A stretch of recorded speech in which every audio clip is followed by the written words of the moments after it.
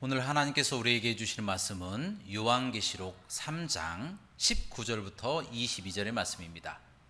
요한계시록 3장 19절부터 22절의 말씀을 다 함께 봉독하시겠습니다. 19절입니다. 시작. 물은 내가 사랑하는 자를 책망하여 징계하노니 그러므로 내가 열심을 내라. 회개하라. 볼지어다 내가 문 밖에 서서 두드리노니 누구든지 내 음성을 듣고 문을 열면 내가 그에게로 들어가 그와 더불어 먹고 그는 나와 더불어 먹으리라. 이기는 그에게는 내가 내 보좌에 함께 앉게 하여 주기를 내가 이기고 아버지 보좌에 함께 앉은 것과 같이 하리라. 귀 있는 자는 성령이 교회들에게 하시는 말씀을 들을지어다. 아멘. 오늘 말씀의 제목은 두드리는 소리입니다. 따라하시겠습니다. 두드리는 소리. 지난주 토요일에 할로윈 데이를 맞이하여서 그것을 즐기러 이태원에 갔던 많은 청년들이 죽임을 당하고 많은 사람이 부상을 당했습니다. 큰 참사가 벌어진 것이죠. 그런데 제가 그 관련 영상을 보니까 한 3.2m, 폭이 한 3.2m, 길이가 한 30m 되는 그 공간 안에 수백 명이 팔다리가 다 뒤엉켜가지고 스스로 빠져나오지도 못하고 또 누가 빼낼 수도 없는 그러한 상황 가운데 거친 숨을 내쉬고 있는 장면을 제가 보게 되었습니다. 얼마나 아프고 고통스러웠을까요? 정말 그 장면을 보면서 너무 마음이 아프고 가슴이 쓰라렸습니다. 저 젊은이들이, 저 아까운 젊은이들이.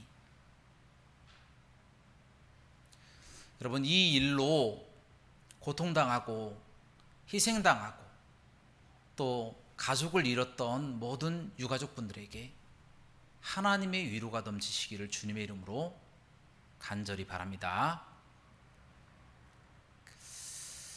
그런데요, 그 사건이 있고 난 후에 인도에서도 멀쩡했던 다리가 끊겨져 가지고 많은 어린이들과 많은 사람들이 또 목숨을 잃게 되는 사건이 있었습니다. 너무나 안타까운 일들이 많이 벌어지고 있는 것 같아요. 그런데 우리가 인지를 못했을 뿐이지 알고 보니 우리나라에서도 하루 동안에 죽는 사망자의 수가 2만 5천 명 정도 된다고 하더라고요. 통계청 자료를 보니까 우리나라 인구가 한 5천만 명 정도 되는데 그 중에 30만 명 정도가 질병이나 또 노환, 또 교통사고, 자살 등으로 인해서 1년에 한 30만 명 정도가 죽는다고 해요. 그런데 그 중에서도 한 13,000명 정도는 자살하는 사람들이라는 거예요. 참 너무나 안타깝고 가슴이 아프더라고요. 그리고 또 세계적으로 본다면 월드미터라고 하는 인구조사 기관이 있는데 여기서 발표한 내용을 보면 매일매일 하루 동안에 15만 명씩 죽는다는 거예요. 전 세계적으로 본다면. 그리고 1년에 5,500만 명 정도 죽게 되는데 이렇게 우리가 알지 못하는 사이에, 인지하지 못하는 사이에 우리 주변에 죽는 사람들이 많다라는 것입니다. 여러분, 이처럼 세상에는 우리가 알지 못하는 그런 죽음들이 많습니다. 여러 가지 노안이나 또 질병이나 또 여러 가지 또 교통사고나 또 잘못된 선택으로 인해서 많은 사람들이 고통을 당하고 또 죽고 있다라는 사실. 그 유가족들은 얼마나 마음이 아프고 고통당하고 슬프겠습니까? 천재지변과 같은 일들, 재난 같은 일들을 당하게 되는 것이죠. 그래서 사람들은 혹시라도 찾아올 수 있는 이 천재지변이나 큰 재난을 조금이라도 방어하기 위해서 열심히 부단한 노력을 합니다. 그래서 병에 걸리지 않기 위해서 백신도 맞아 보고요. 또 강이 범람하거나 또 바다에 이 조수, 해일이 밀려 들어올 수도 있기 때문에 방파제를 만들기도 합니다. 또 긴급한 상황에서는 안전 문자도 보내고요. 또 더 긴급한 상황에서는 사이렌을 울려서 위험을 알리기도 한다라는 거예요. 그래서 저는 이번 사건을 통해서 참 안타까운 것은 그 현장의 소리, 음악 소리나 군중의 소리, 노래 소리가 너무 커서 위험을 알릴 수 있는 방법이 별로 없었다라는 거예요. 만약 고출력에 이 확성기가 있었더라면 조금 통제가 수월하게 되어서 희생자가 조금 적어지지 않았을까라고 하는 부분, 이런 부분 때문에 조금 아쉬움을 갖게 됩니다. 성경에서도 출애굽한 200만 명 가까이 되는 사람이 있었는데 이 사람들을 통제하고 또 통솔하기 위해서 나팔을 사용합니다. 나팔 소리를 사용합니다. 하나님께서 민수기 10장 말씀에 보면 은나팔 2개를 만들어서 이 사람들을 통솔해라 라고 하는 말씀이 나옵니다. 그래서 모세가 은나팔 2개를 만드는데요, 은나팔 2개를 동시에 길게 울렸을 때는 온 회중이 모세 앞으로 모입니다. 그리고 한 나팔만 길게 불렀을 때는 천부장된 이 족장들만 모세 앞으로 모이게 됩니다. 그리고 아주 짧고 급하게 부르면요, 동쪽 진에 살던 사람들이 다 일어나서 움직이고, 또 한 번 짧고 긴급하게 부르면 남쪽 진에 있던 사람들이 또 움직이는 거예요.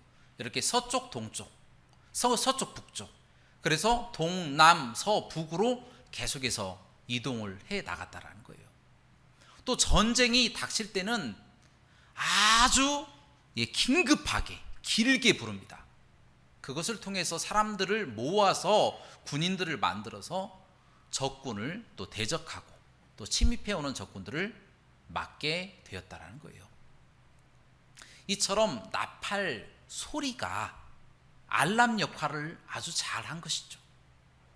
여러분, 중세 시대에도 똑같이 나팔 소리처럼 역할을 하는 물건이 있었어요. 그것이 바로 종입니다. 종.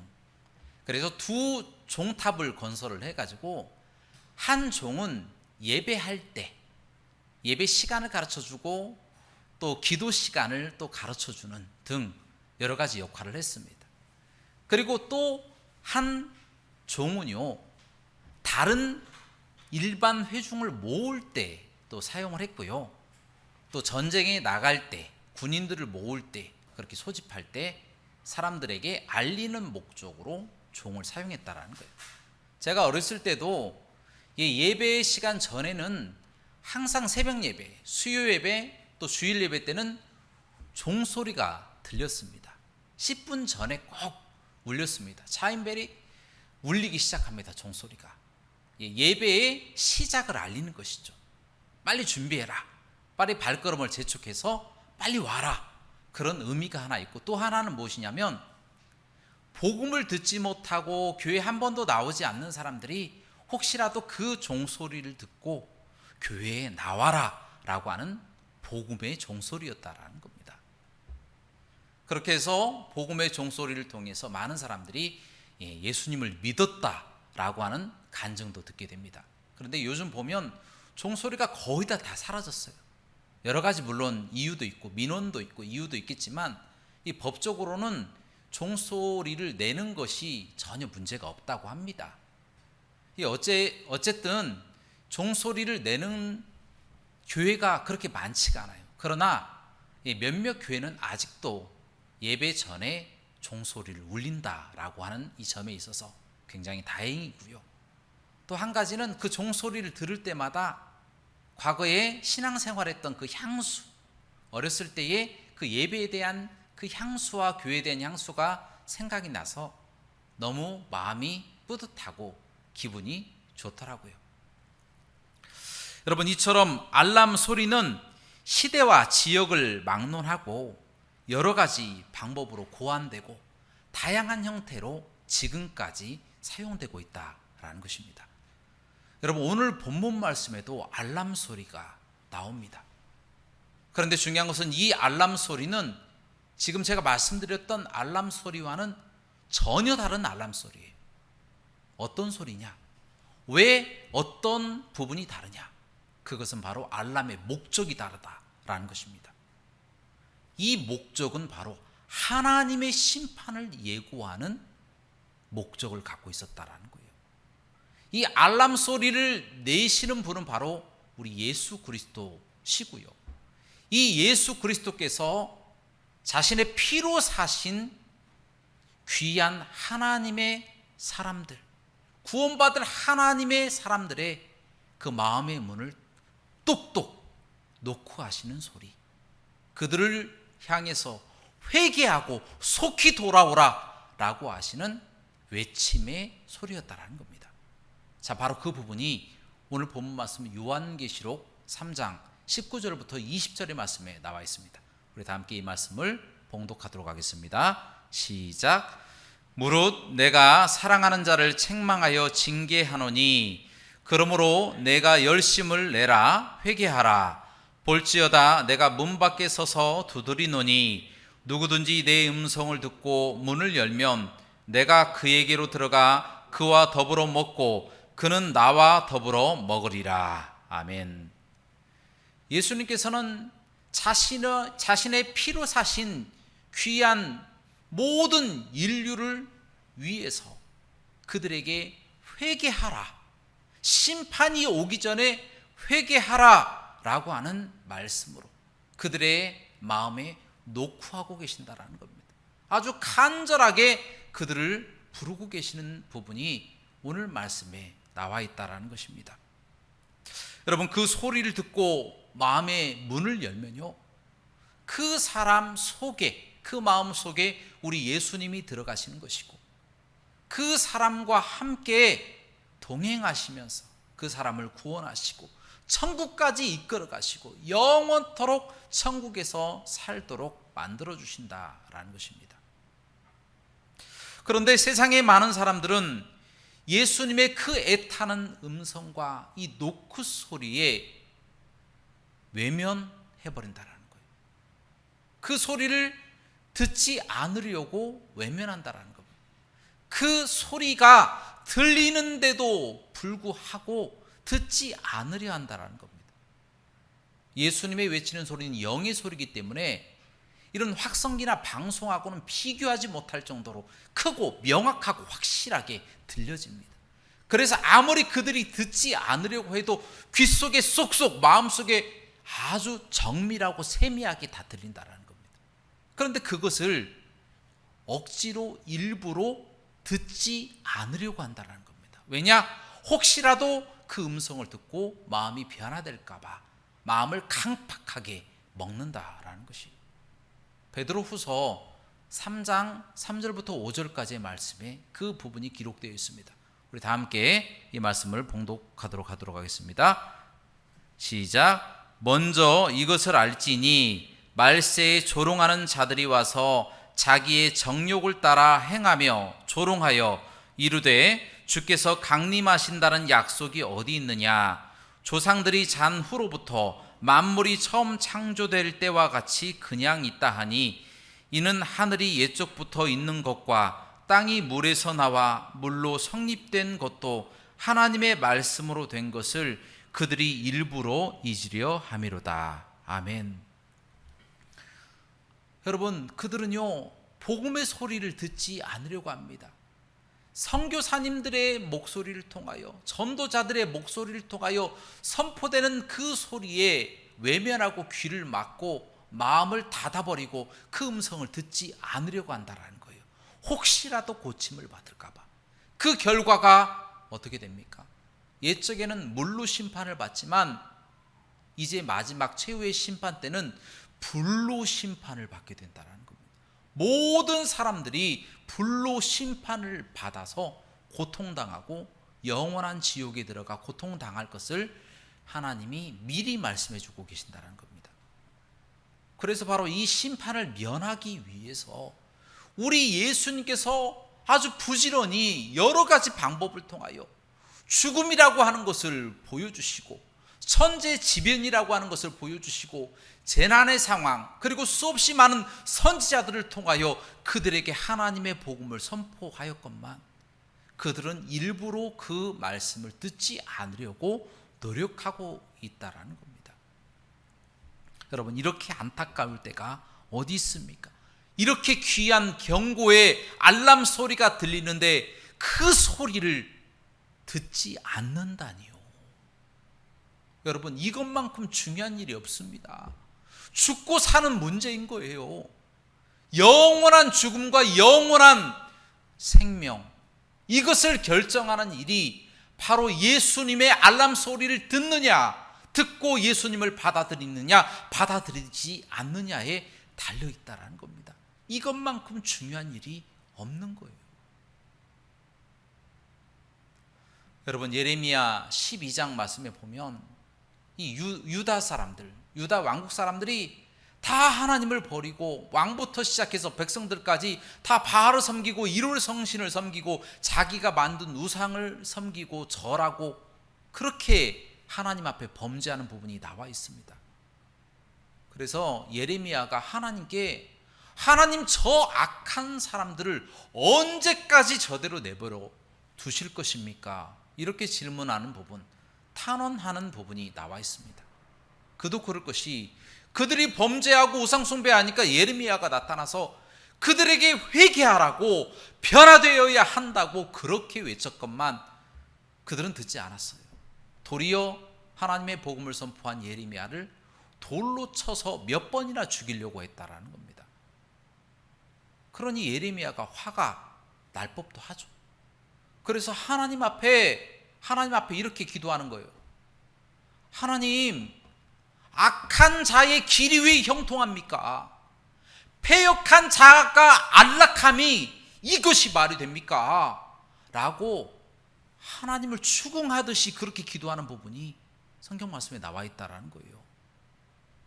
예레미야 12장 5절 말씀에 그렇게 기록되어 있다는 거예요.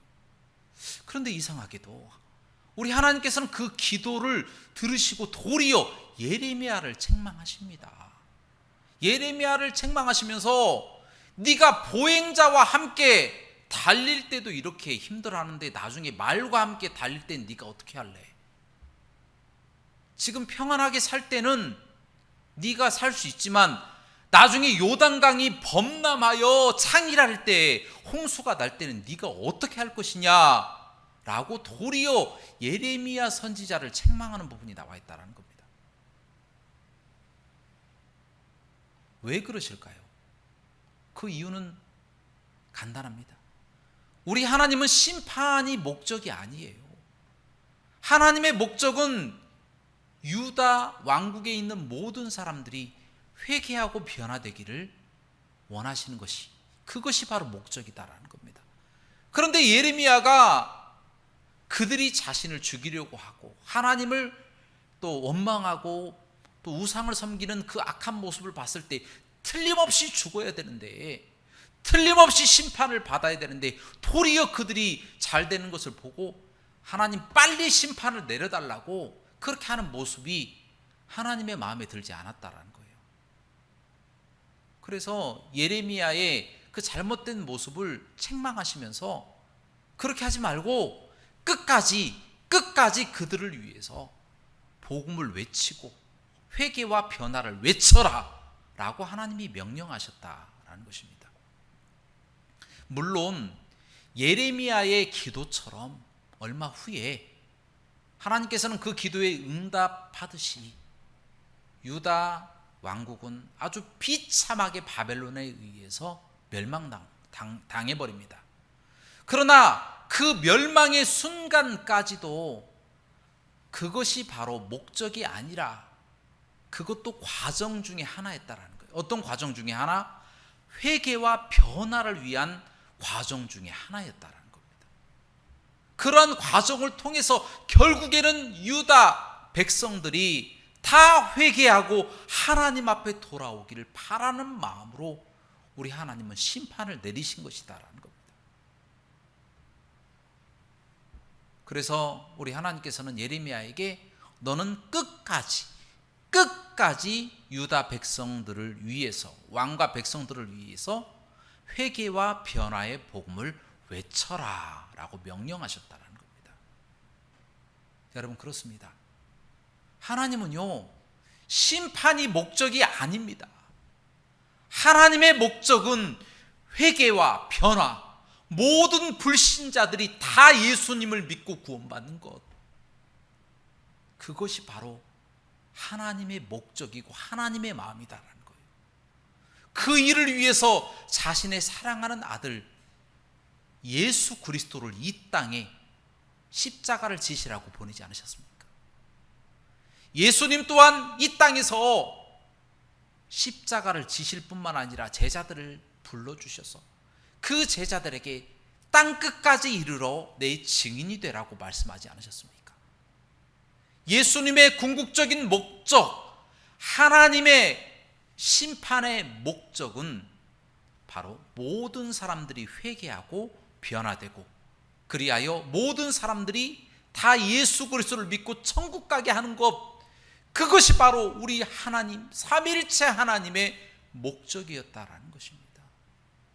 모든 불신자들이 예수님을 믿고 구원받는 것, 그것만큼 중요한 일이 없다라는 겁니다. 바로 그 경고의 알람이 계속 울리고 있는 거예요. 우리 예수님이 계속해서 그들의 마음의 문을 두드리고 애절하게 외치고 계신다라는 겁니다. 사랑하는 여러분, 그럼에도 불구하고 세상에 많은 사람들이 우리 하나님의 음성, 예수 그리스도의 이 노크에 민감하게 반응하지 않고 그것을 외면해 버립니다. 두려워서 그랬는지 아니면 싫어서 그랬는지 하나님을 외면하고 도리어 하나님을 욕하는 자들이 많다라는 것입니다. 여러분, 요즘 보면 예수님의 생일이 크리스마스잖아요. 그런데 크리스마스의 주인공이 산타클로스로 바뀌어버렸습니다. 서로 선물 주고받고 행복하게 먹고 마시고 축제하는 날이 크리스마스로 착각하는 사람들이 얼마나 많습니까? 여러분, 할로윈 데이, 할로윈 데이는 잘 지켜요. 그런 것은 꼬박꼬박 지키면서 결국에 예수 그리스도는 미신처럼 여기는 사람들이 얼마나 많습니까? 예수 믿으면 이상한 사람 취급해요. 보이지도 않는 신을 믿냐? 라고 이야기를 합니다. 그러면서 할로윈 데이는 믿는 거예요. 귀신의 존재는 믿고 귀신을 섬기는 그런 잘못된 날을 지키는 사람들도 많다라는 거예요. 또 살아계신 삼일체 하나님은 믿지 않으면서 도리어 욕하면서 이 세상의 사람이나 어떤 물건은 신성시해서 그런 것들은 귀하게 여기고 그런 것들은 신비한 힘이 있는 것처럼 믿고 있다는 겁니다.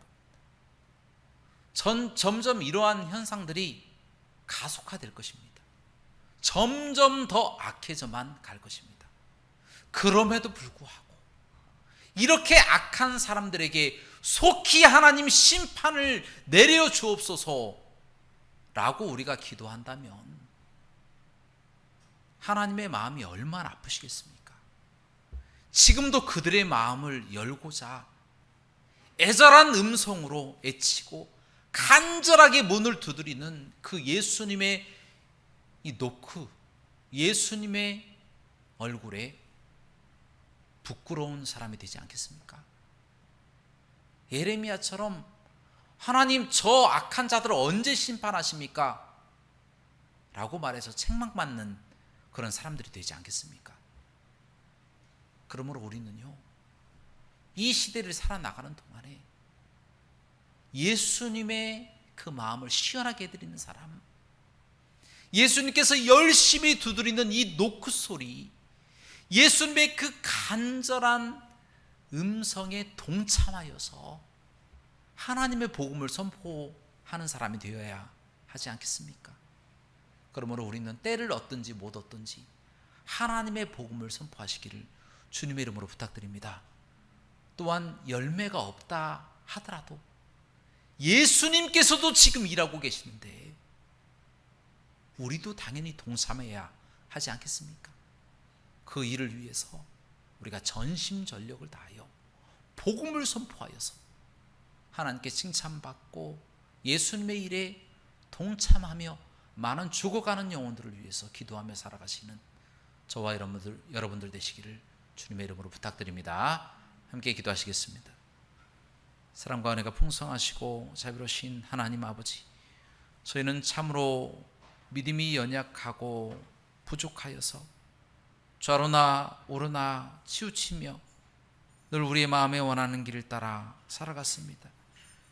예수님이 지금 무엇을 하고 계시는지, 얼마나 세상 사람들을 위해서 애절한 음성으로 부르시고 마음의 문을 두드리고 계시는지를 모르고 세상이 악하다고, 세상 사람들이 악하다고, 그들이 언제 심판을 받느냐고 예레미야처럼 물어보는 그와 같이 연약한 존재가 아니었습니까?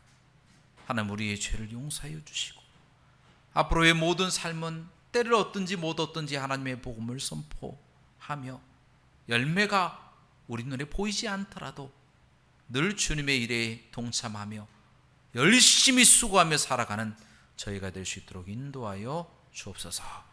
모든 영광 하나님께 돌리기를 원하며 예수 그리스도 이름으로 간절히 기도합나이다. 아멘.